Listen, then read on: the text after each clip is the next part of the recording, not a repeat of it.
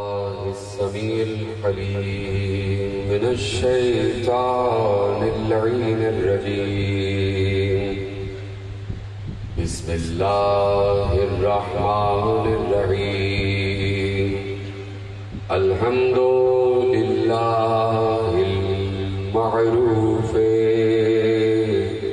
من غير رؤية والخالق من غير ربية الذي لم يزل قائما دائما إذ لا سماء ذات أبراج ولا ليل داج ولا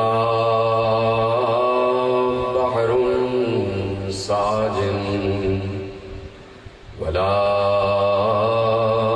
أرض ذات مهاد ولا خلق ذو اعتماد والصلاة والسلام والتحية والإكرام على نبي الرحمة وخازن المغفرة وقائد الخير والبركة ومنقذ العباد من الهلكة سيدنا ومولانا أبي القاسم محمد اللهم صل على محمد وآل محمد وأهل بيته الطيبين الطاهرين المعصومين المظلومين المنتخبين المنتجبين الذين أذهب الله عنهم الرجس وطهرهم تطهيرا.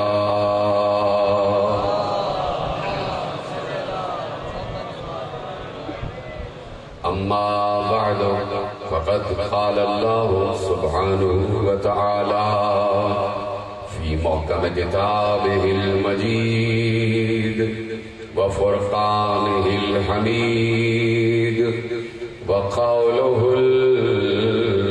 الحق. بسم الله الرحمن الرحيم. يعرفون نعمة الله ثم ينكرونها وأكثرهم الكافرون. صلوات پڑھیں محمد و آل محمد.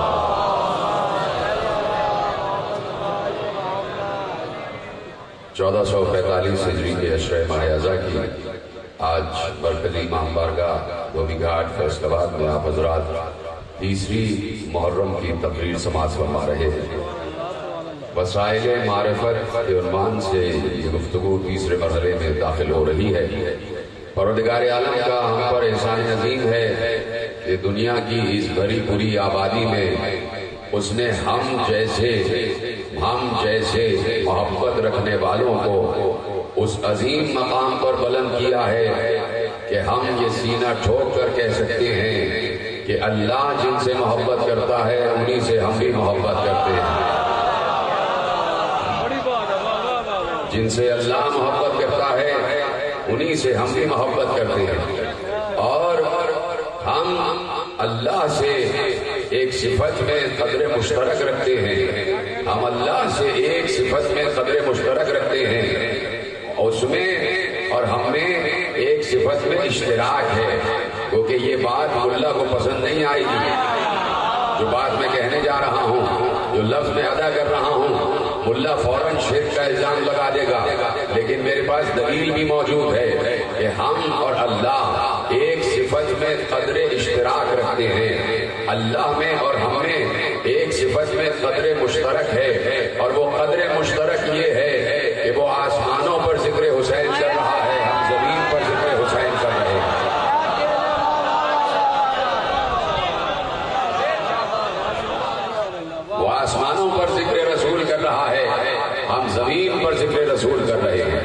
ہم تو پھر بھی گھر چلے جائیں گے اور ذکر رک جائے گا، لیکن اللہ کے یہاں ذکر رکتا نہیں ہے۔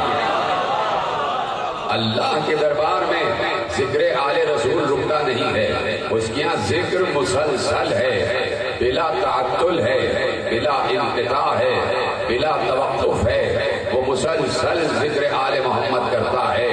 تو اب اکیلا ذکر آل محمد نہیں کرتا، اس نے ایک بار کہا کہ ان اللہ و ملائکتہ یصلون علی النبی، میں بھی درود پڑھتا ہوں اور میرے ملائکہ بھی درود پڑھتے ہیں۔ یعنی اللہ جو کام کر رہا ہے ملائکہ بھی وہی کام کر رہے ہیں۔ اب لگاؤ ملائکہ پہ شرک کا الزام، اب لگاؤ قرآن پہ شرک کا الزام۔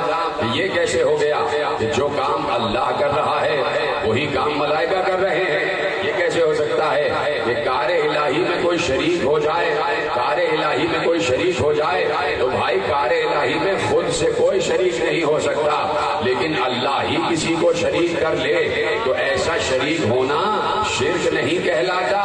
بات یہ ہے کہ ہم نے ولایت میں علی کو شریک نہیں کیا ہے، اللہ نے خود کہا ہے کہ میں بھی ولی، علی بھی ولی۔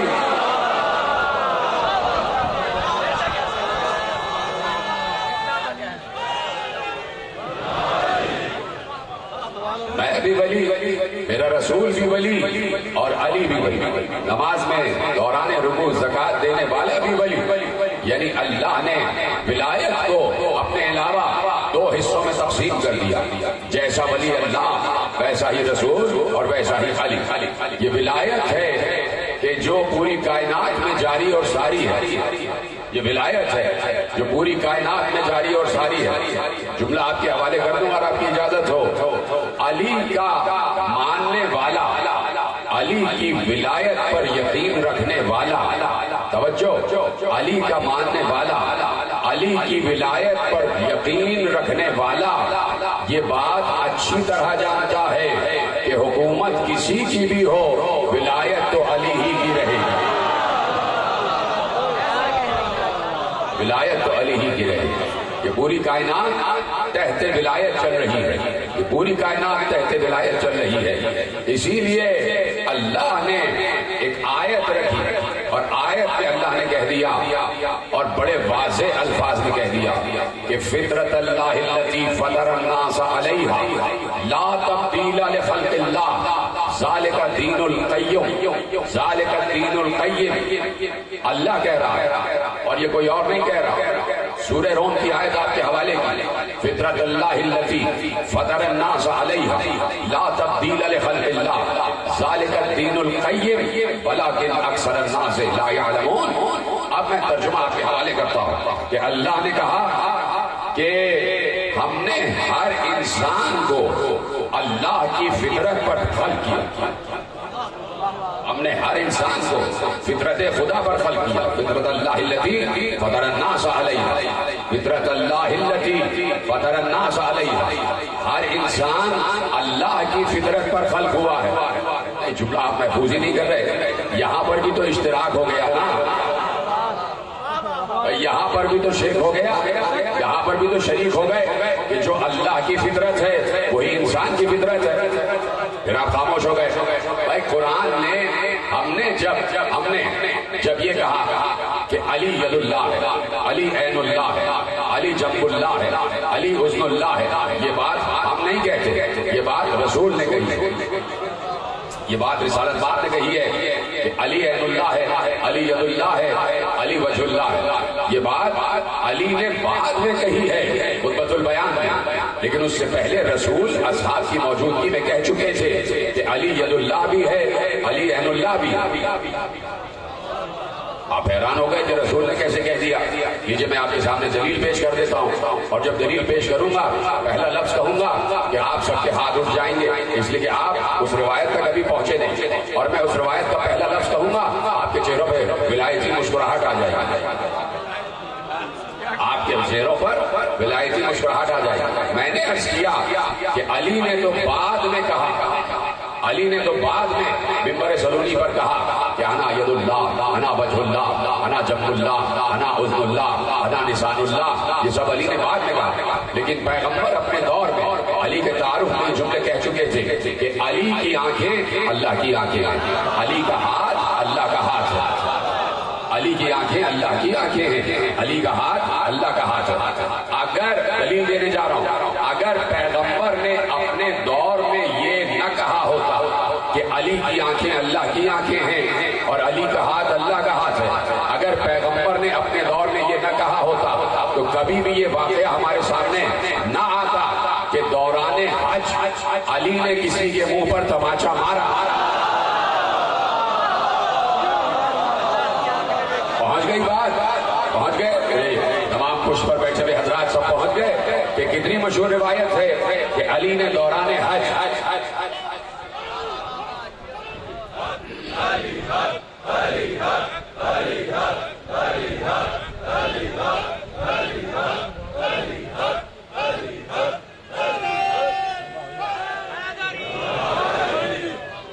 توجہ ہے، علی نے دوران حج کسی کو تماچا مارا، اور جب اس تماچا کھانے والے نے خلیفہ دویم حضرت عمر رضی اللہ عنہ سے شکایت کی تو انہوں نے علی کو طلب فرمایا.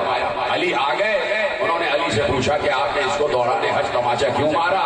کہا اس نے بات ہی ایسی کی تھی، اس نے ادب حج کے خلاف حرکت کی تھی جس کی وجہ سے میں نے اس کے منہ پر تماچا مارا. یہ نظر بازی کر رہا تھا، یہ عورتوں کو دیکھ رہا تھا. تو جیسے ہی خلیفہ دویم نے سنا تو اب اس شخص سے مخاطب ہو کر کہا کہ تجھے خبر نہیں، اللہ کی آنکھ نے تجھے دیکھا، اللہ کے ہاتھ نے تجھے مارا.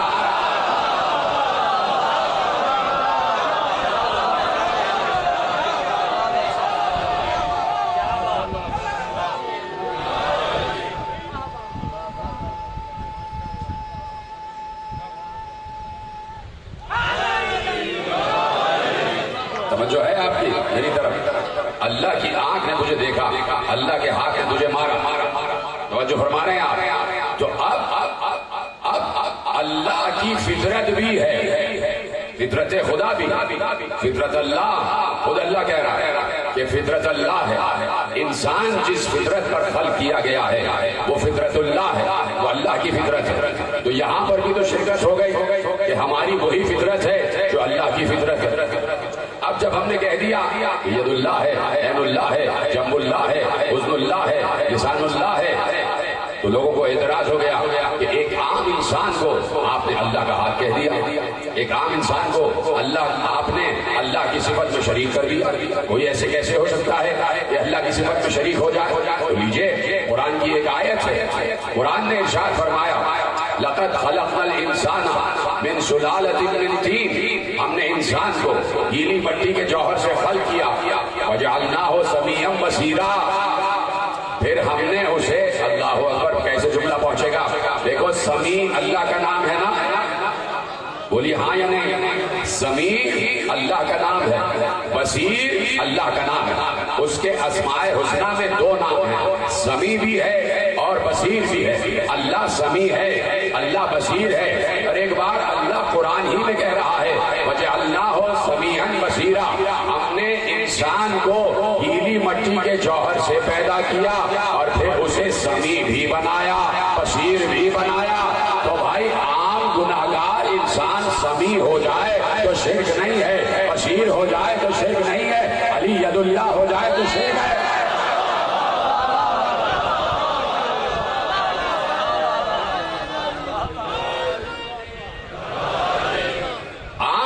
انسان سمیع ہو جائے، بصیر ہو جائے تو کچھ نہیں، لیکن علی ید اللہ ہو جائے، عین اللہ ہو جائے تو پھر شرک ہو جاتا ہے. تو جیسے عین اللہ ہے، جیسے ید اللہ ہے، مسئلہ ایک لفظ اور ہے قدرت کے لیے. مسائل معرفت میرا عنوان گفتگو ہے. ایک لفظ اور ہے قدرت کے لیے.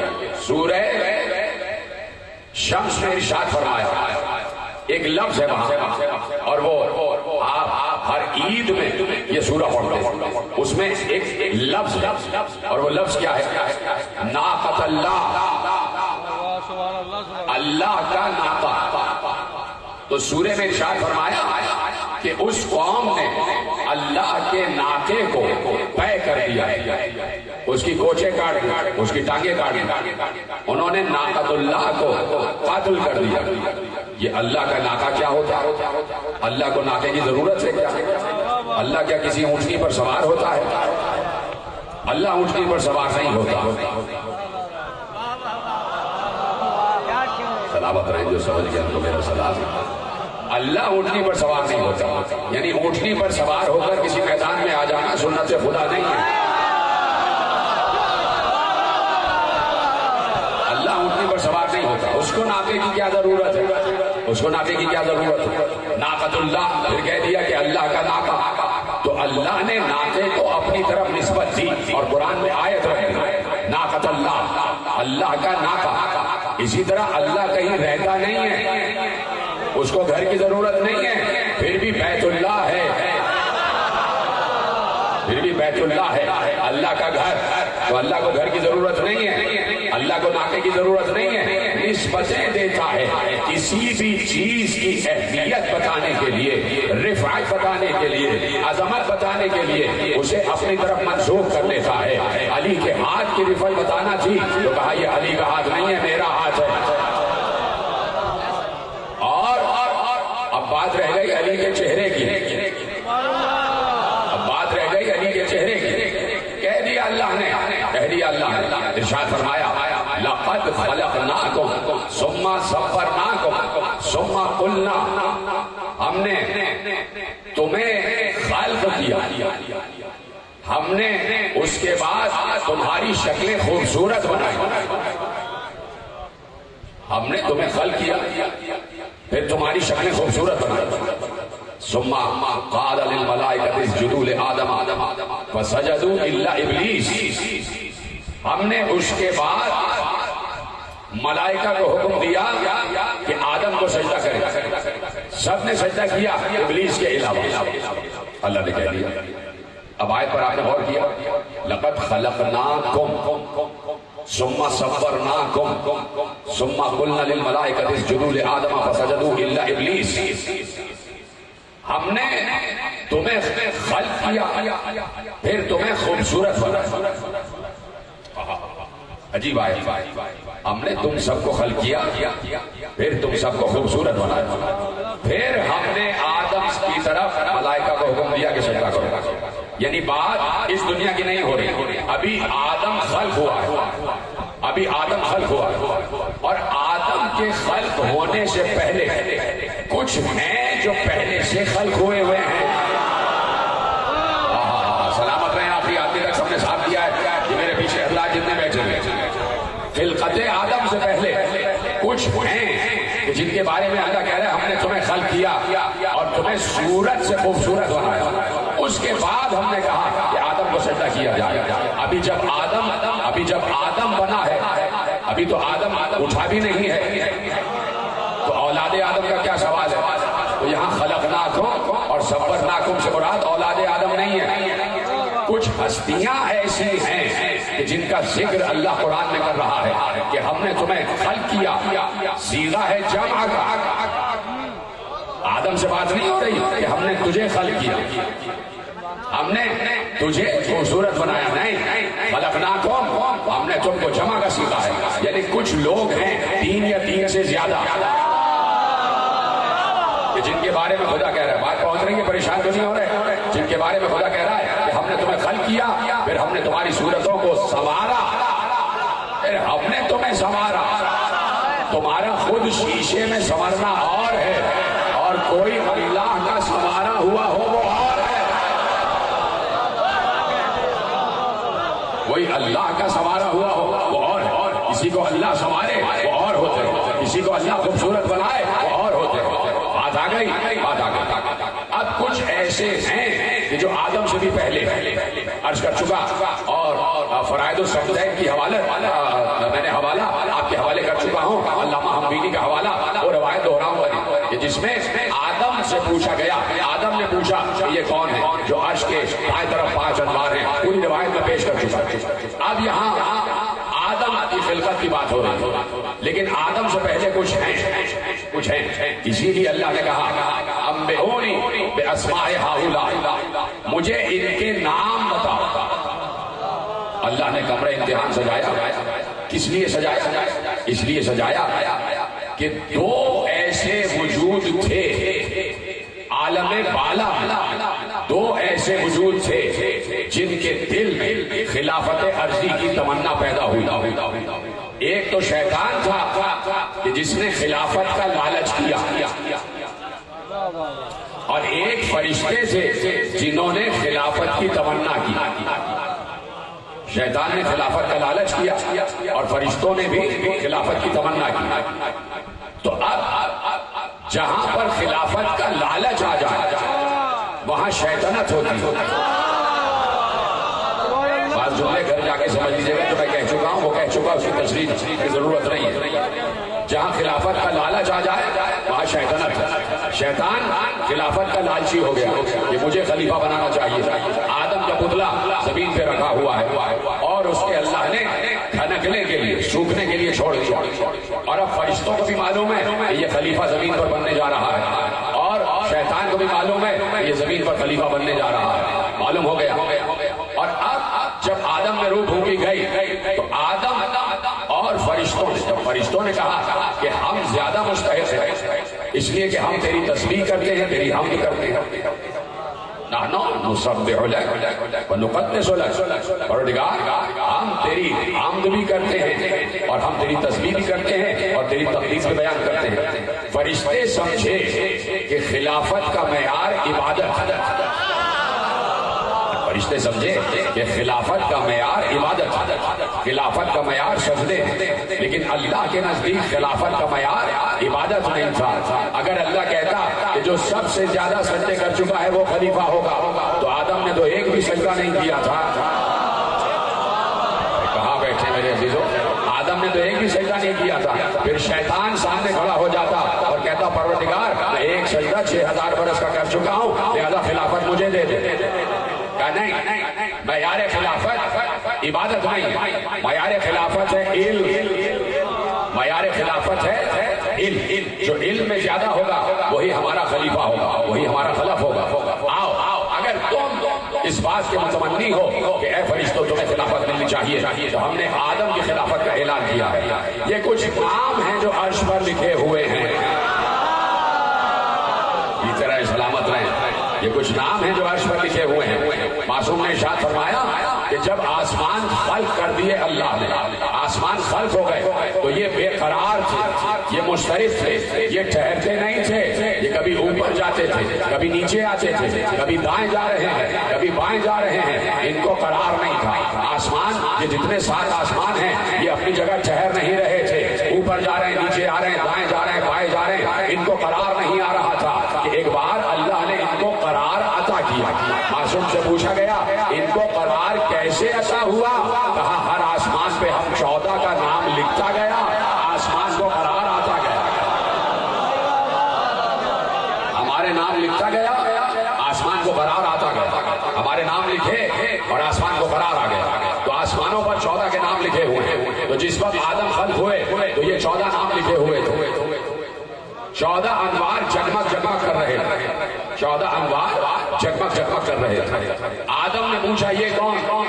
اللہ نے بتایا کہ میں محمود ہوں، یہ احمد، میں علی اعلیٰ ہوں، یہ علی، میں فاطر السماوات والارض ہوں، یہ فاطمہ، میں محسن ہوں، یہ حسن، میں قدیم الاحسان ہوں، یہ حسین۔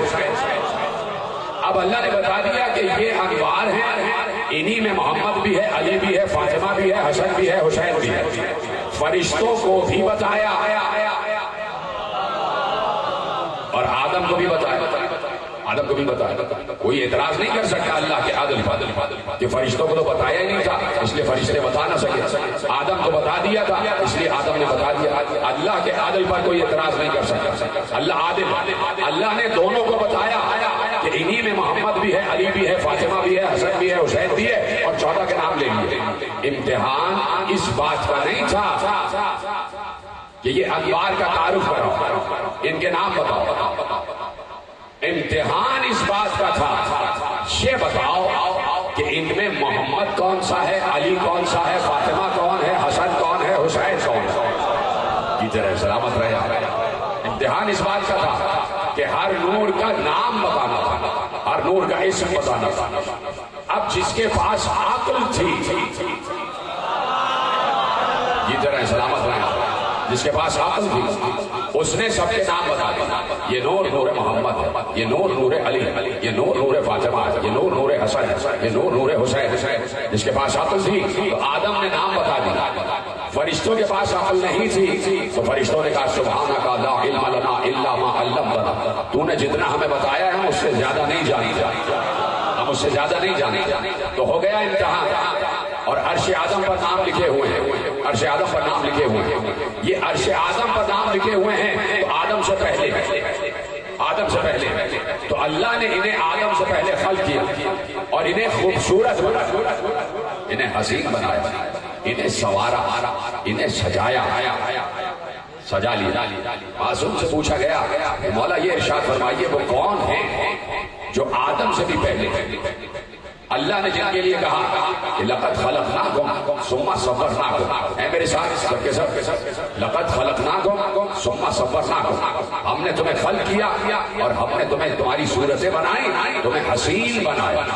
معصوم نے کہا سنو ان اللہ خلقنا ثم صورنا ثم خلق آدم ثم خلق آدم فاودعنا فی صلبہ وامر الملائکۃ بالسجود. اللہ نے سب سے پہلے ہمیں خلق کیا.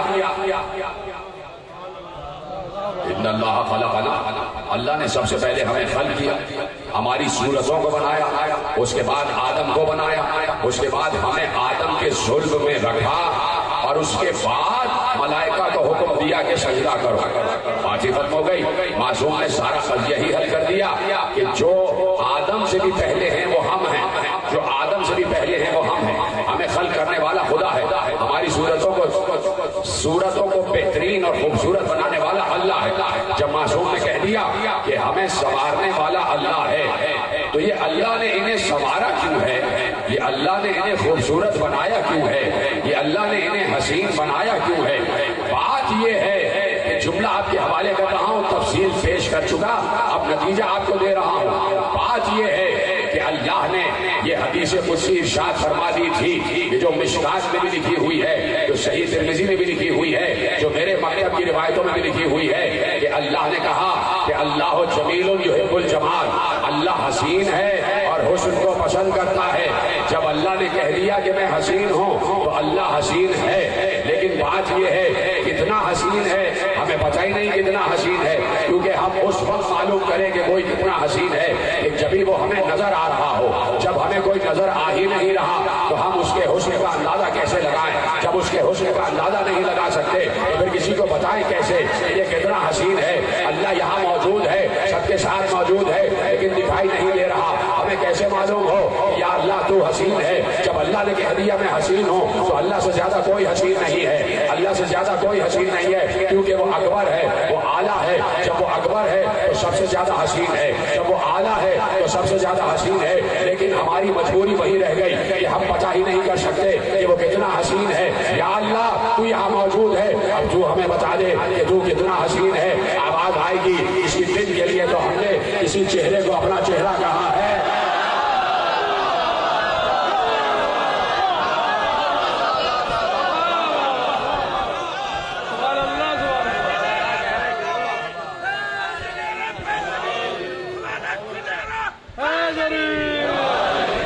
اسی دن کے لیے ہم نے کسی کے چہرے کو اپنا چہرہ کہا ہے. اگر دیکھنا چاہتے ہو کہ ہم کتنے حسین ہیں تو دیکھو علی کتنا حسین ہے.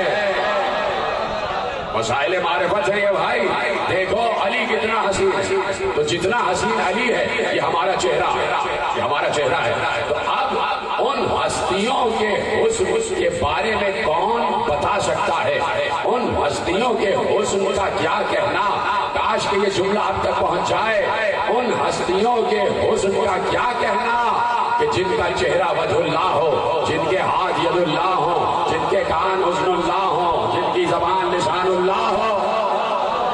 ان ہستیوں کے حسن کا کیا کہنا کہ جن کو اللہ نے اپنی طرف نسبت عطا کی ہے, جن کو اللہ نے اپنی طرف نسبت عطا کی ہے, جنہیں اللہ نے حق بنا کر بھیجا ہے, جنہیں اللہ نے حق بنا کر بھیجا. خاموش ہو گئے آپ اس بات پر جنہیں اللہ نے حق بنا کر بھیجا، جو چلتے پھرتے حق ہیں، جو چلتے پھرتے حق ہے. تو اسی لیے اللہ نے کہا کہ فطرت اللہ الذی فطر الناس علیہ. یہاں تک آپ کو لانا تھا، مجھے سمجھانا تھا کہ فطرت خدا کیا ہے، اور اب میں آپ کو یہاں تک لے آیا. فطرت اللہ کی فطرت پر ہر انسان کو خلق کیا گیا. فطرت خدا پر ہر انسان کو خلق کیا گیا. توجہ ہے میری جانب، مجھے دیکھتے رہے. فطرت خدا پر، وہ فطرت خدا ہے کہ جس پر انسان کو خلق کیا گیا. کون بتائے کہ خدا کی فطرت کیا ہے؟ فطرت کے مناظر الگ ہیں، لیکن ایک ذات کی فطرت الگ ہوتی ہے. کہ بھائی یہ بات تو ان کی فطرت میں شامل ہے، یہ تو ایسا کریں گے، یہ تو ان کی فطرت میں ہے. بھائی سچ بولنا ان کی فطرت میں ہے، یہ تو سچ بولیں گے ہی. نیکی کرنا ان کی فطرت میں ہے، یہ نیکی کریں گے ہی. اس کو فطرت کہتے ہیں. تو فطرت جو نیچر ہے اس کے مناظر الگ، اور جو انسان کی ذات کی نیچر ہے، ذات کی فطرت ہے، وہ الگ. اللہ اپنی ذات کی فطرت کی بات کر رہا ہے. اللہ فطرت ذات کی بات کر رہا ہے کہ ہماری فطرت ہے کہ جس پر ہم نے انسانوں کو خلق کیا. کون بتائے کہ فطرت خدا کیا ہے؟ کیسے معلوم ہو کہ فطرت خدا کیا ہے؟ سلامت رہے. یہ آپ کی توجہات ہیں جو آپ میری طرف خاموشی سے دیکھ رہے. خدا آپ کو سلامت رکھے. ایسی توجہ چاہتا ہوں اس لیے کہ عجیب مرحلہ فکر آ گیا. فطرت خدا اللہ کی فطرت. میں پھر عرض کروں کہ کون بتائے اللہ کی فطرت؟ اور جو اللہ کی فطرت بتا دے وہ کتنا اللہ میں شامل ہوگا، وہ کتنا اللہ کے قریب ہوگا. جو فطرت خدا بتا وہ کتنا قرب خدا کی منزل پر ہوگا. ایک بار معصوم سے پوچھا گیا کہ مولا فطرت خدا کیا ہے؟ سننے کے لیے تیار ہیں؟ پیچھے والے حضرات، آگے والے حضرات سب سننے کے لیے تیار ہیں؟ اب میں عرض کروں اور کلیدی جملہ آپ کے حوالے کر رہا ہوں کہ مولا یہ فطرت خدا کیا ہے؟ سنو آخری آدمی تک معصوم کا ارشاد ہے، اور صادق معصوم کا ارشاد ہے، صادق نبی کے صادق بیٹے کا ارشاد ہے، نبی کے وارث علم کا ارشاد ہے، جس نے نبی سے پڑھا ہے، نبی سے لعاب دہن سے علم حاصل کیا ہے، اس کا ارشاد ہے. معصوم سے پوچھا گیا مولا فطرت خدا کیا ہے؟ سننا آخری آدمی تک معصوم کا ارشاد ہے. جب داد دو گے تو معصوم کو جائے گی، مجھے نہیں. ایک بار معصوم نے کہا لو فطرت خدا یہ ہے، فطرت خدا یہ ہے کہ تم کہو لا الہ الا اللہ محمد الرسول اللہ علی ولی اللہ.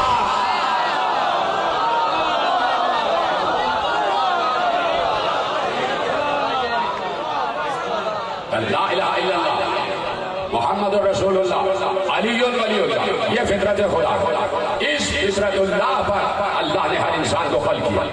یعنی کوئی اللہ اللہ کہے یا نہ کہے،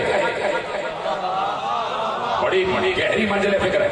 اور اس پر میں چاہتا ہوں کہ آپ توجہ میری طرف رکھیں، میری طرف متوجہ رہیے گا اور مجھے بتاتے رہیے گا، خاموش نہ رہیے گا، مجھے بتاتے رہیے گا جملے آپ تک پہنچ رہے ہیں. یعنی کوئی چاہے یا نہ چاہے اسے اللہ کا اقرار کرنا ہے. کوئی چاہے یا نہ چاہے اسے رسول کا اقرار کرنا ہے. کوئی چاہے یا نہ چاہے اسے علی کی ولایت کا اقرار کرنا ہے. کوئی اللہ کو نہ مانے پھر بھی اللہ اللہ کہے. کوئی رسول اللہ کو نہ مانے پھر بھی رسول کا اقرار کرے.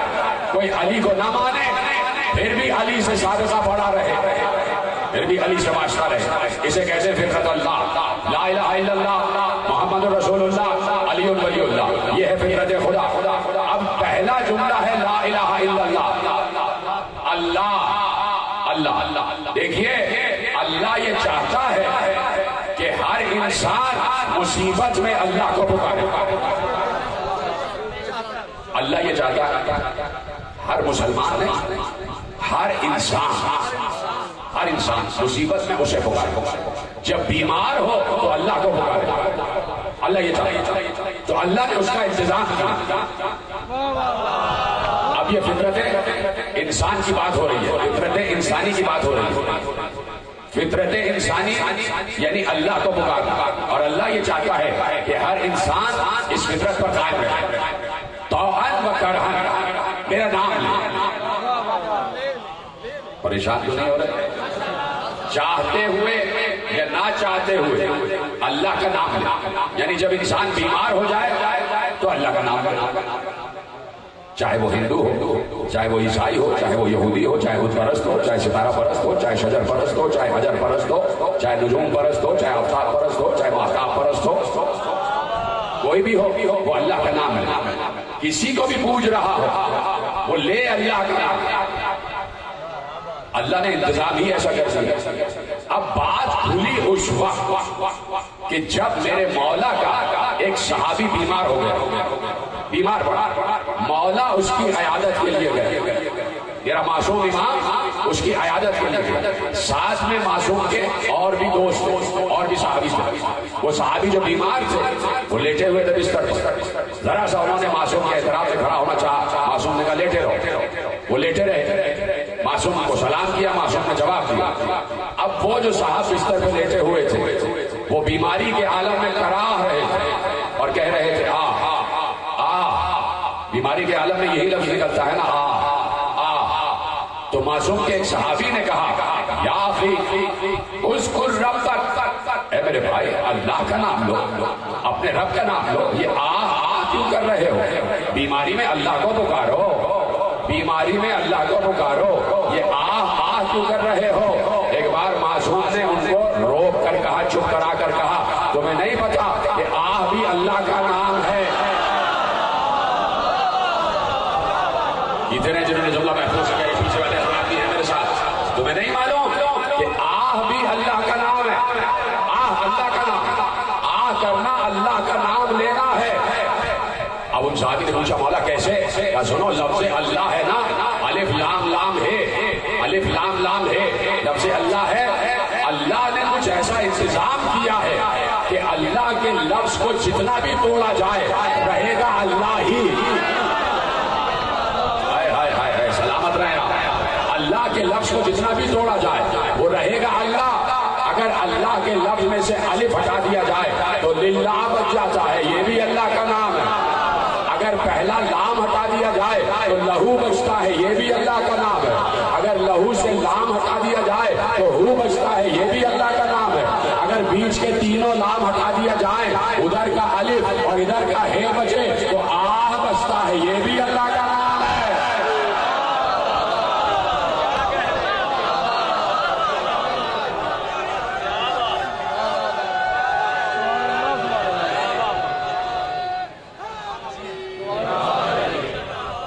پہلا الف اور آخر کا ہے بچتا، یہ بھی اللہ کا نام ہے۔ تو اللہ نے اس نام کو چھپا کے رکھا۔ کہاں بیٹھے ہیں آپ میرے عزیزو؟ اللہ نے لفظ جو اس کا نام ہے اسے چھپا دیا، نہیں بتایا کہ یہ میرا نام ہے، تاکہ جب بھی انسان بیمار ہو چاہے یا نہ چاہے نام اللہ ہی کا لے۔ اسے کہتے ہیں فطرت خدا، اسے کہتے ہیں فطرت خدا، اسے کہتے ہیں فطرت اللہ التی فطر الناس علیہا۔ ہم نے فطرت اللہ پر انسان کی فطرت بنائی ہے، تو انسان کی فطرت ہے کہ وہ چاہے یا نہ چاہے کرے گا۔ اس نے لا الہ الا اللہ کہہ دیا، اس نے لا الہ الا اللہ کہہ دیا، اس نے اللہ کا نام لے دیا۔ اب بچے محمد رسول اللہ اور علی ولی اللہ، یہ بھی فطرت انسانی ہے، یہ بھی فطرت خدا ہے۔ فطرت خدا اس وقت تک کامل نہیں ہوتی جب تک لا الہ الا اللہ کے ساتھ محمد رسول اللہ اور علی ولی اللہ نہ کہہ دیا جائے، اس وقت تک فطرت کامل نہیں ہوتی۔ آپ خاموش ہو گئے، دربار سجا ہوا، اس لیے میں نے وقت دیکھا کہ میرے پاس کچھ وقت ہے یا نہیں، تو میرے پاس 5 منٹ مزید ہیں، آپ کے پاس بھی 5 منٹ، تاکہ میں سمجھاؤں کہ فطرت خدا سمجھانے جا رہا ہوں، فطرت خدا قرآن سے سمجھانے جا رہا ہوں، قرآن سے فطرت خدا، فطرت اللہ سمجھانے جا رہا ہوں۔ دربار فرعون کا سجا ہوا، فرعون کا دربار سجا ہوا، جادوگر بیٹھے ہوئے ہیں، اور ایسے میں موسیٰ کو طلب کیا گیا۔ امتحان ہے اور دلیلوں کا امتحان ہے، دلائل کا امتحان ہے، معجزات کا امتحان ہے اور جادو کا امتحان ہے، جادو کا امتحان۔ تو جادوگروں نے رسیاں بھیجی، وہ سانپ بن گئے۔ اللہ نے کہا فَأَوْجَسَ فِي نَفْسِهِ خِيفَةً مُوسَىٰ، موسیٰ ڈر گیا، جب سانپ رسیاں جو ہیں سانپ بن گئی اور سانپ رینگنے لگے دربار میں اور سب نے دیکھا یہ رسیاں سانپ بن گئی. اور جیسا فی نفسہ ہی تھی پتہ موسیٰ اس وقت ڈر گئے. اللہ اکبر. دیکھیے معصوم نے کہاں کہاں دفاع نبوت کیا. معصوم نے کہاں کہاں دفاع نبوت کیا. ہر نبی کا دفاع معصوم نے کیا. معصوم نے ہر نبی کا دفاع کیا. قرآن کی آیت ہے الا ان اولیاء اللہ لا خوف علیہم ولا هم يحزنون. اللہ کے ولیوں کو خوف نہیں ہوتا. جب ولی کو خوف نہیں ہوتا تو نبی کو خوف کیسے ہو گیا. ہاں سلامت رہے. یہی توجہ ہے. اسی توجہ کی طرف کام ہے طالب. جب ولی کو خوف نہیں ہو سکتا تو نبی کو خوف کیسے ہو گیا. کسی نے اعتراض کیا کہ موسیٰ ڈر گئے, سانپ سے ڈر گئے. موسیٰ سانپ سے ڈر ہی نہیں سکتا. جو سانپ سے ڈر جائے وہ موسیٰ نہیں, کوئی اور تو ہو سکتا ہے.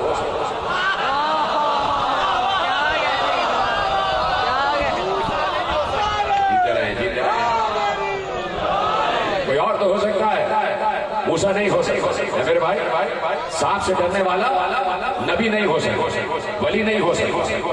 بات ہی طے ہو گئے, سانپ سے ڈرنے والا ولی نہیں ہو سکتا. ولی نہیں ہو سکتا. اللہ کا بنایا ہوا سانپ سے نہیں ڈر سکتا. اتنے جملے آپ کے حوالے کر دیے, سب محفوظ کر لیجیے. تو موسیٰ سانپ سے ڈر گئے. کہنے والے نے کہا, معصوم نے کہا خبردار ایسا نہ کہنا, موسیٰ سانپ سے نہیں ڈرے تھے. تو کہا پھر قرآن نے کیوں کہا ہے کہ موسیٰ خوفزدہ ہو گیا. کیا خوفزدہ اس بات پہ نہیں ہوئے تھے کہ سانپ سے ڈر گئے. خوفزدہ اس بات پر تھے کہ کہیں سارا دربار ان جادوگروں سے متاثر ہو کر فرعون کو خدا نہ ماننا شروع کر دے. یہ ہے, اس کو کہتے ہیں معصوم کا دفاع کرنا. اس کو کہتے ہیں نبوت کا دفاع کرنا. اس بات سے ڈر گئے. ہم نے کہا قلنا لا تخف انک انت الاعلی. ہم نے فوراً کہا موسیٰ ڈرو نہیں, تم ہی غالب رہو گے. تم غالب رہو گے. یہاں پہ ابھی تمہاری فتح ہو جائے گی. تو موسیٰ کا خوف دور ہو گیا. سمجھ گئے کہ اب یہ لوگ فرعون کی طرف منتقل نہیں ہوں گے. فوراً کہا الف معافی یمین ہے, اے موسیٰ جو تمہارے ہاتھ میں ہے اسے پھینکو. جو تمہارے ہاتھ میں ہے اسے پھینکو. موسیٰ نے عصا پھینکا, عصا اژدہا بنا.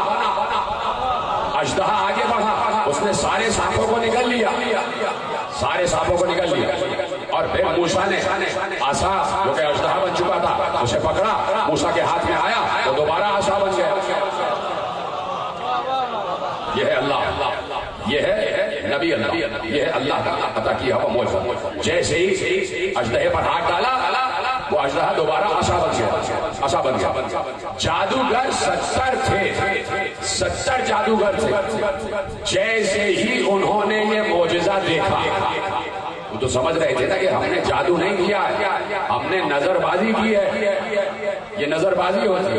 وہ سانپ, وہ رسیاں سانپ بنی نہیں تھی, لیکن انہوں نے ہپنوٹائز ایسا کیا کہ لوگوں کو یہ لگا کہ سانپ رسیاں جو ہے سانپ بنی. انہوں نے کہا یہ تو جادو بیکار جادو گیا, اور اس سے بڑا کوئی معجزہ آ گیا. تو فوراً ان کے دل نے ایمان کی طرف سفر شروع کیا. تو اب اللہ نے کہا فطرت اللہ ثابت کر رہا ہوں, لا الہ الا اللہ محمد رسول اللہ علی ولی اللہ ثابت کرنے جا رہا ہوں.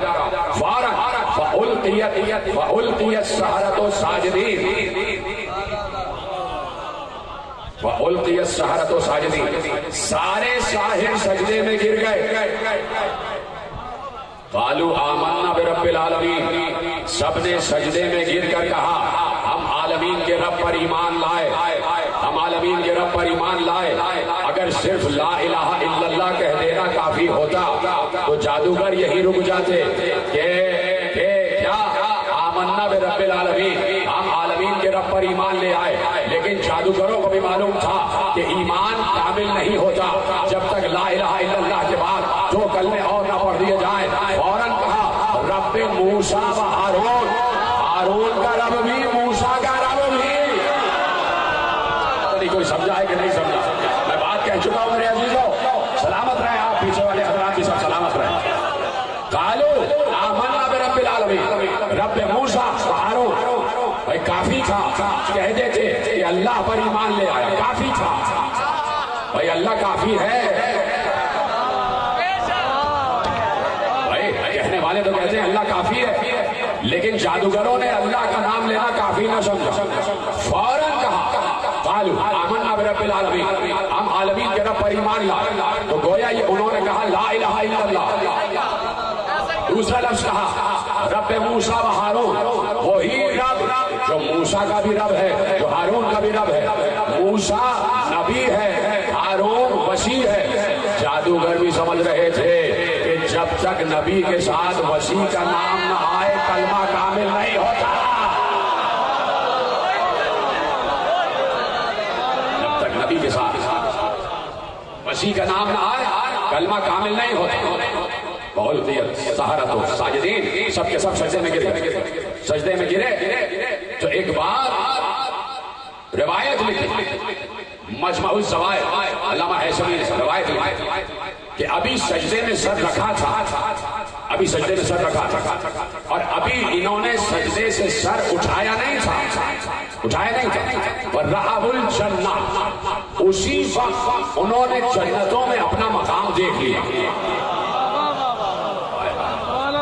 آپ پہنچے کہ نہیں پہنچے؟ ابھی جادوگر سجدے میں گرے تھے اور انہوں نے لا الہ الا اللہ، اشہد ان لا الہ الا اللہ واشہد ان موسیٰ کلیم اللہ واشہد ان ہارون ولی اللہ یا اشہد ان ہارون خلیفۃ اللہ، جو بھی کلمہ ہوگا کہہ دیا انہوں نے. 3 کلمہ پڑھ لیے نا. تو ابھی سجدے سے سر اٹھا نہیں تھا کہ روایت نے لکھا کہ انہوں نے جنتوں میں اپنا مقام دیکھ لیا، جنتوں میں اپنا مقام دیکھ لیا. تو فرعون نے کہا تم نے میری اجازت کے بغیر سجدہ کر لیا، تم نے میری اجازت کے بغیر سجدہ کر لیا. تو معصوم سے کسی نے پوچھا کہ جادوگروں نے تو سجدہ کر لیا یہ معجزہ دیکھ کر، فرعون نے سجدہ کیوں نہیں کیا؟ فرعون سجدے میں کیوں نہیں گرا؟ سوال تو ہے. اور معصوم سے عجیب عجیب سوال کیے گئے اور ہر سوال کا معصوم نے بڑا محکم و مستحکم جواب دیا، بڑا سادہ اور آسان جواب دے دیا.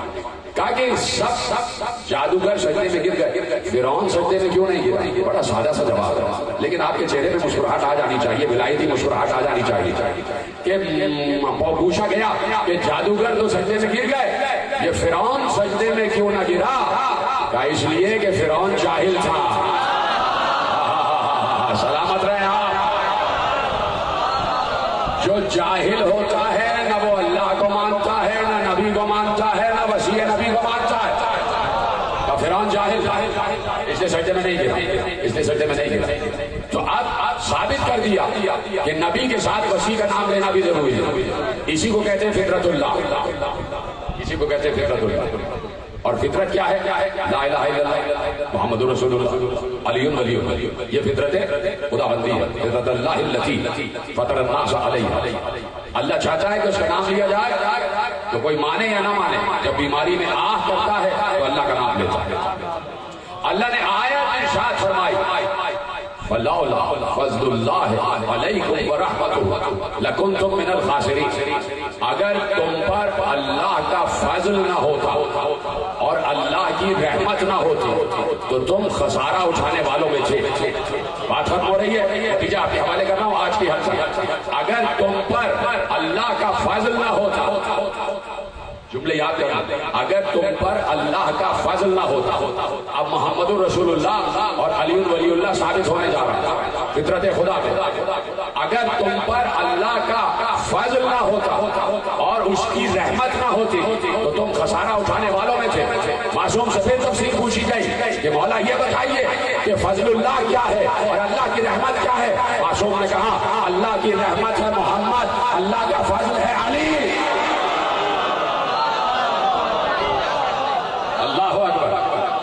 اللہ کی رحمت ہے محمد اور اللہ کا فضل ہے علی. بارش کا موسم ہے نا تو بارش ہو رہی ہے، یہ رحمت ہے. اب چاہو یا نہ چاہو محمد سے مستفیض ہو رہے ہو. بارش رحمت خدا ہے، بیٹی رحمت خدا ہے. بیٹی گھر میں آ گئی، محمد رسول اللہ مکمل ہو گیا. کاروبار میں ترقی ہوئی تو اپنے دکان پر لکھ دیا ھذا من فضل ربی، یہ میرے رب کے فضل کی طرف سے ہے. ارے تو نے نام فضل لکھ تو لیا، ذرا یہ بھی تو بتا کہ فضل علی کو کہتے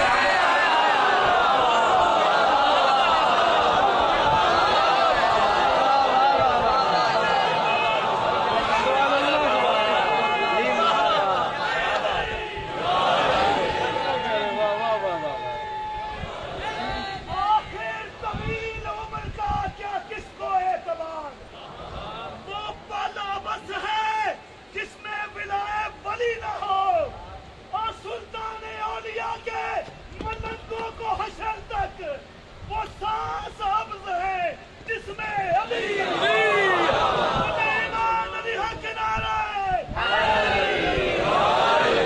جو فرمایا آپ نے یہ فضل ہے علی، اللہ کا فضل ہے علی، اور یہ فضل چاروں طرف ہے، چاروں طرف، چونکہ فضل علی ہے تو اسی گھر میں ایک ابو الفضل بھی جچا، اسی گھر میں ایک ابو الفضل بھی جچا جسے عباس کہتے ہیں۔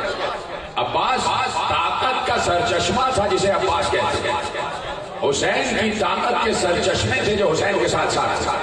حسین اس طاقت کو لے کر آ جاتے تو یقیناً جنگ ہوتی تو حسین ہی فاتح ہوتے۔ حسین آج بھی فاتح ہے، پتا تو حسین کی ہے نا، یہ مجلس ازا کا فرض ہر طرف بچھنا بتا رہا ہے، فاتح حسین، فاتح حسین۔ پتا کا مطلب میں جو بتا رہا ہوں وہ یہ ہے کہ پھر لشکر کفار کہیں نظر نہ آتا، پھر دریا پہ کسی کا پہرا باقی نہ رہتا۔ حالانکہ جب عباس گئے تو 10,000 کا لشکر بھاگ چکا تھا، 10,000 کا لشکر بھاگ چکا تھا، پتہ نہیں وہ کربلا تھی یا احد تھی،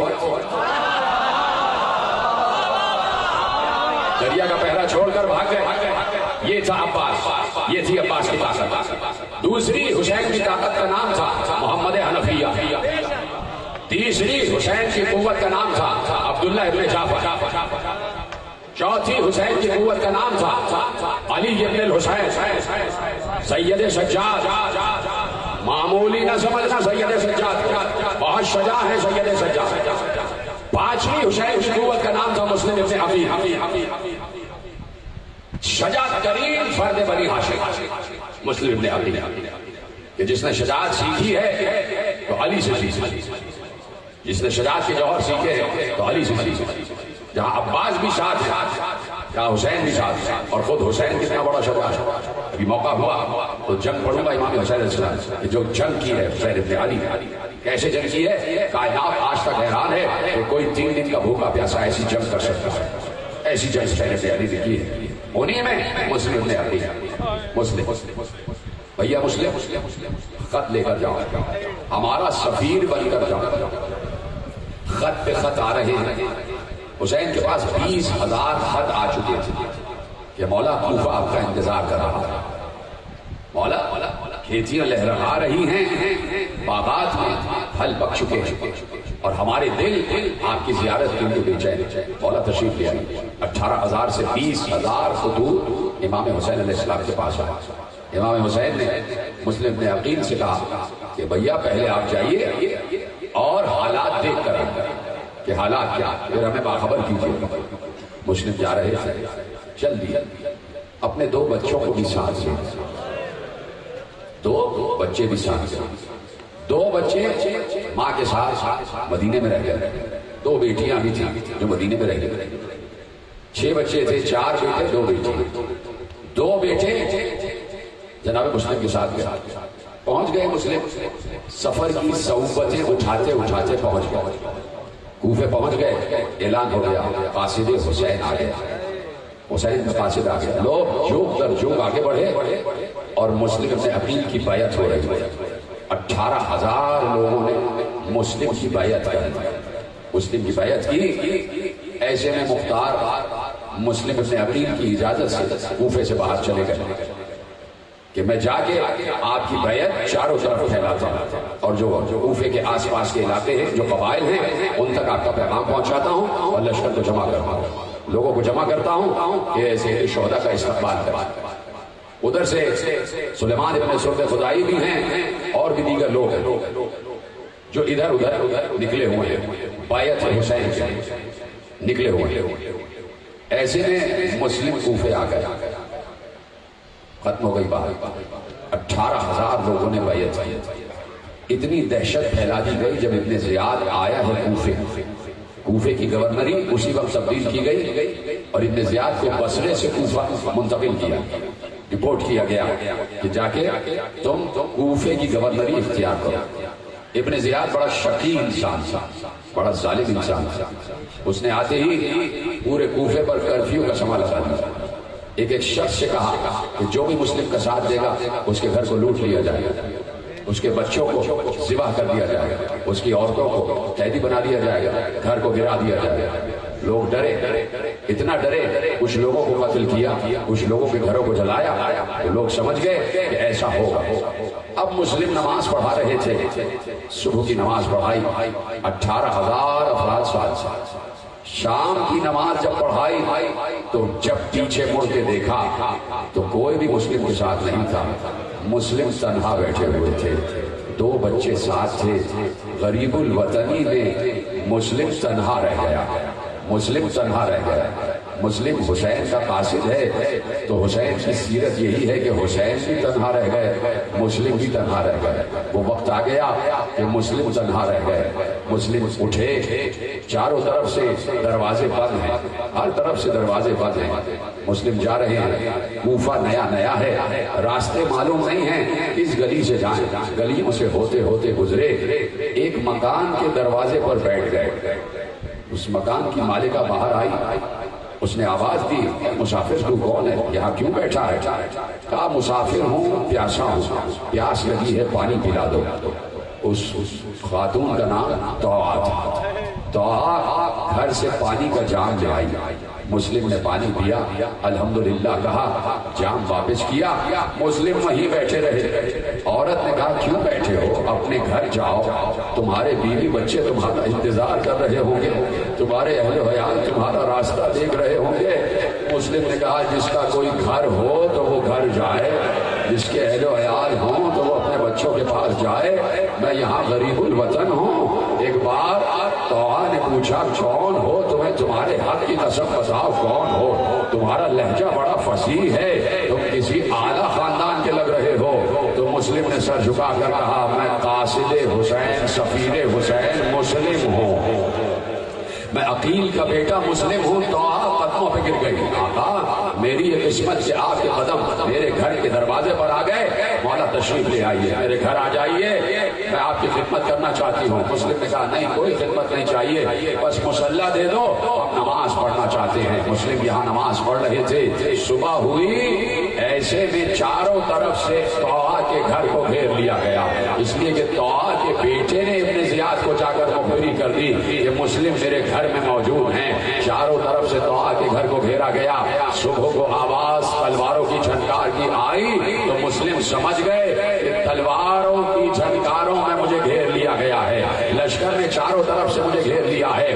مسلم نے تلوار کے قبضے پہ ہاتھ رکھا، گھر سے باہر جانا چاہا تو آپ قدموں سے لپٹ گئی، آقا میں آپ کو جانے نہیں دوں گی، آپ کے زخم آ جائیں گے تو میں محشر میں سیدہ کو کیا جواب دوں گی، میں محشر میں فاطمہ اجرکم اللہ، میں محشر میں فاطمہ کو کیا جواب دوں گی؟ کہا نہیں، ہم نہیں چاہتے کہ ہماری وجہ سے تم پر کوئی مصیبت آ جائے۔ مسلم باہر آئے، مسلم نے جنگ کرنا شروع کی، مسلم نے تلوار چلانا شروع کی، 500 آدمیوں کو ایک ساتھ مسلم نے کاٹا ہے، اور بار بار سپہ سالار لشکر منگوا رہا تھا، اور 500 آدمی بھیجو، اور 500 آدمی بھیجو۔ ادھر سے ابن زیاد نے کہا اس سے ایک آدمی نہیں سنبھل رہا، تو ادھر سے اس نے ابن زیاد کو پیغام بھجوایا، جاؤ ابن زیاد سے کہنا یہ کوفے کے کسی بلیے بقال سے جنگ نہیں ہو رہی ہے، یہ بنی ہاشم کے جوان سے جنگ ہو رہی ہے، مسلم قابو میں نہیں آ رہے تھے، ایک ہیلا بنایا گیا، دور ایک گڑا کھودا گیا، اسے خس و خاشاک سے بھر دیا گیا، مسلم کو دھکیلتے ہوئے پیچھے لے جا رہے تھے، حملہ کرتے ہوئے پیچھے لے جا رہے تھے، مسلم اچانک گڑھے میں گر گئے،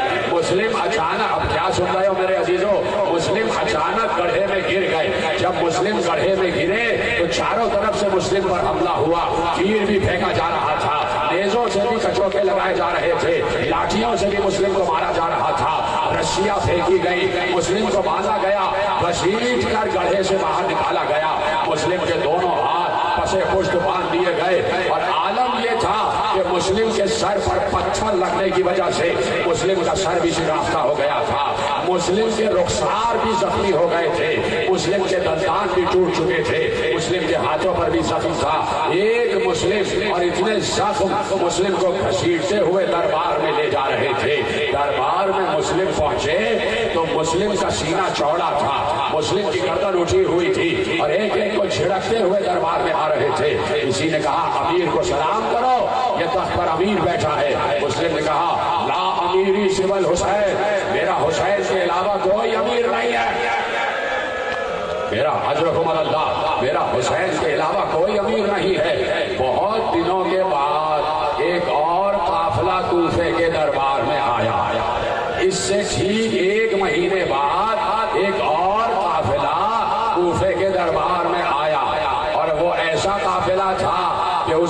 قیدی تھا وہ آگے آگے تھا، وہ قیدی کوئی اور نہیں تھا، وہ مسلم کا بھتیجا زین العابدین تھا، لیکن زین العابدین کی گردن جھکی ہوئی تھی، زین العابدین خاموش جا رہے تھے۔ کسی نے پوچھا کہ کون ہے یہ؟ کہا یہ علی کا، حسین کا بیٹا علی ہے، یہ سید سجاد ہے، یہ زین العابدین ہے۔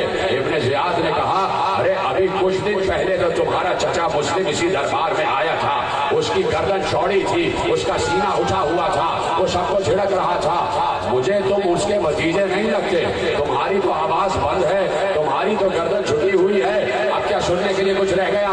ایک بار زین العابدین نے کہا ارے جب میرا چچا آیا تھا تو تنہا آیا تھا، میں آیا ہوں ساتھ میں میری بہنیں، میری پھوپھیاں، میری ماں،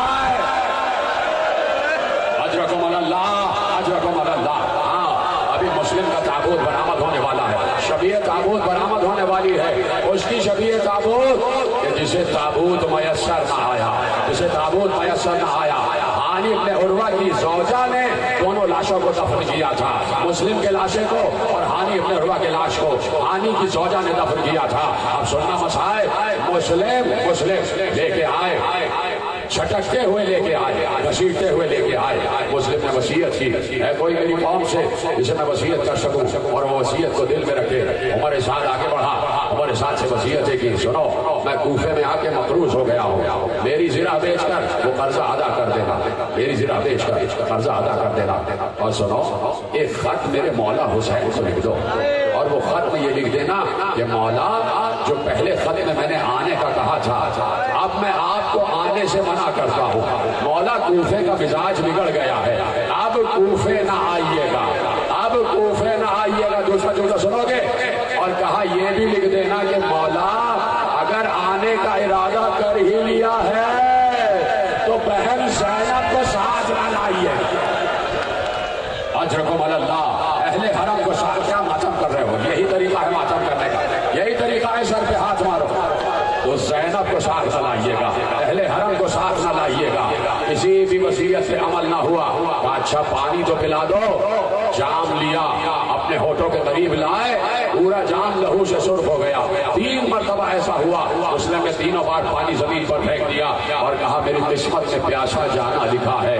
ہاں مسلم کیوں نہ پیاسا جانا لکھا ہو، تمہارا آقا بھی تو پیاسا جائے گا، تم کربلا کے پہلے شہید ہو، تم کربلا کی پہلی شہادت کے حامل ہو۔ مسلم ایک بار گھسیٹتے ہوئے دارالامارہ کی چھت پر لے آئے، مسلم کو دارالامارہ کی چھت پر لے آئے، مسلم دو زانو ہو کر بیٹھ گئے، قاتل کی تلوار چلا ہی چاہتی تھی۔ مسلم نے کہا ذرا کچھ دیر رک جا، میں ان کوفے والوں سے بات کرنا چاہتا ہوں۔ مسلم چھت پر ہیں اور نیچے بازار ہے، اور بازار میں لوگ عید کی تیاریاں کر رہے ہیں، آل محمد پر مصیبت ہے اور لوگ عید منا رہے تھے، آل محمد اجڑ رہے ہیں اور لوگ عید منا رہے تھے۔ مسلم نے دیکھا کہ لوگ عید کی تیاریاں کر رہے ہیں، بقرعید کی تیاریاں کر رہے ہیں، اپنی اپنی گودیوں میں بچوں کو اٹھایا ہوا ہے۔ مسلم نے بندے ہاتھوں سے وہیں سے تمام کوفے والوں کو مخاطب کیا، اے اہل کوفہ کل عید مناؤ گے، تمہاری گودیوں میں تمہارے بچے ہیں، میں تم سے ایک بات کرنا چاہتا ہوں، میرے بھی ساتھ 2 بچے آئے تھے، وہ مجھ سے بچھڑ گئے ہیں، اگر کہیں مل جائے تو انہیں مدینے کا راستہ دکھا دینا۔ قاتل اپنی تلوار جلاد اٹھائے ہوئے تھا، جلاد اپنی تلوار اٹھائے ہوئے تھا، تلوار چلا ہی چاہتی تھی۔ ایک بار مسلم مڑے اور اس جانب اشارہ کیا جس جانب سمجھتے تھے کہ حسین کا قافلہ بیٹھا ہوا ہے۔ اٹھ کر مسلم نے کہا السلام علیکم یا ابا عبداللہ۔ کیا سن رہے ہو میرے عزیزوں؟ مسلم نے اشارہ کیا السلام علیکم یا ابا عبداللہ۔ حسین ایک منزل پر تشریف فرما تھے، منزل زبالہ پر حسین بیٹھے ہوئے تھے، کرسی سے حسین اٹھے اور اٹھ کر ایک بار آواز دی وعلیک السلام یا اخی مسلم، اے بھائی مسلم تجھ پر بھی سلام۔ عباس نے کہا مولا کس کو جواب سلام دیا؟ کہا عباس مسلم قتل ہوا چاہتے ہیں، قاتل کی تلوار مسلم پر چلا چاہتی ہے، عباس دیکھنا چاہتے ہو؟ کہا ہاں مولا دیکھنا چاہتا ہوں۔ کہا میری ان 2 انگلیوں کے درمیان دیکھو۔ عباس عباس نے دیکھا تو دارالامارہ کی چھت ہے، مسلم ہے، مسلم کی گردن جھکی ہوئی ہے اور جلاد کی تلوار مسلم کی گردن پر چلا چاہتی ہے۔ ایک بار عباس نے کہا مولا مجھے معجزے سے کوفے پہنچا دو، ماتا ماتا ماتا مولا مجھے معجزے کے کوفے پہنچا دو۔ مولا نے کہا عباس برداشت نہیں ہو رہا، عباس میں بھی تو دیکھ رہا ہوں، کیا جا کے مسلم کو بچاؤ گے؟ کہا نہیں مولا جنگ نہیں کرنی، مسلم کو بچانا نہیں ہے۔ کہا پھر کیوں جا رہے ہو؟ آخری جملہ تقریر کا، تابوت برآمد ہو جائے گا۔ کہا پھر کیوں جا رہے ہو؟ کہا آقا جب سر کٹ کے گرے گا تو میں سر کو ہاتھ میں لے لوں گا۔ کہا عباس تم چھت کو دیکھ رہے ہو، ذرا زمین کو دیکھو، میری ماں زہرا دوپٹے کو پھیلائے ہوئے مسلم آجا، مسلم آجا۔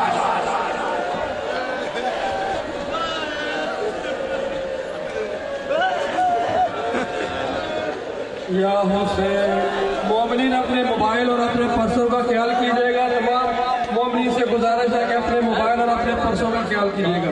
یا حسین، یا حسین، یا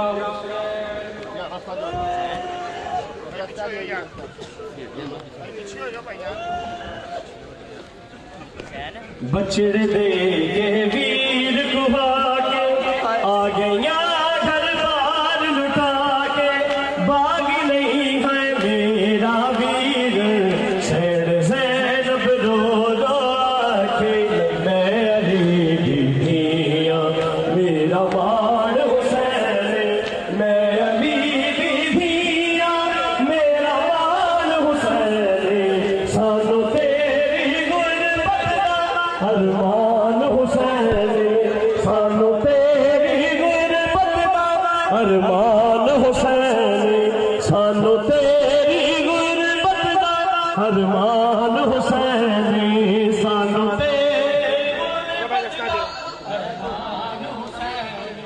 سانو تیری غربت دا ارمان حسین، سانو تیری غربت دا ارمان حسین، بچڑے دے کے ویر گہا کے آ گیا گھر دار لٹا کے، باغ نہیں ہے میرا ویر سیڑ زینب رو رو آکے، میں علی دی دھیاں میرا مان حسین، میں علی دی دھیاں میرا مان حسین، سانو تیری غربت دا ارمان حسین،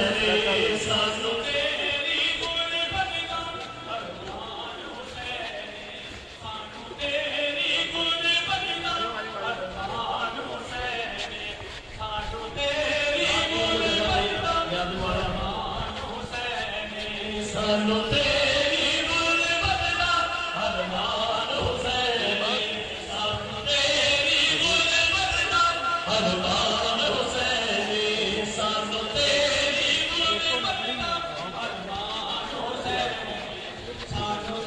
تیری غربت دا ارمان حسین، سانو تیری غربت دا ارمان حسین، سانو تیری غربت دا ارمان حسین، نانا پاک رسول تیرے نام پاک نور پینا زمان بچائی، حسین پاک رسول انبیاء کے آخر کل قرآن حسین، انبیاء کے آخر کل قرآن حسین، سانو تیری غربت دا ارمان حسین، تیری غربت دا ارمان حسین، سانو تیری غربت دا ارمان حسین، سانو تیری غربت دا ارمان حسین، سانو تیری غربت دا ارمان حسین، سانو تیری غربت دا ارمان حسین، مارو پتھر نے دے مارو کلا رہ گیا پتر علی دا، دیکھ زینب 70 قدم کو سجدہ اپنے ویر سخی دا، مرسلا शान हुसैन मुरसला तेरी शान हुसैन सानू तेरी गुरबत दा शान हुसैन तेरी गुरबत दा शान हुसैन सानू तेरी गुरबत दा सानू तेरी गुरबत दा फरमान हुसैन सानू तेरी गुरबत दा फरमान हुसैन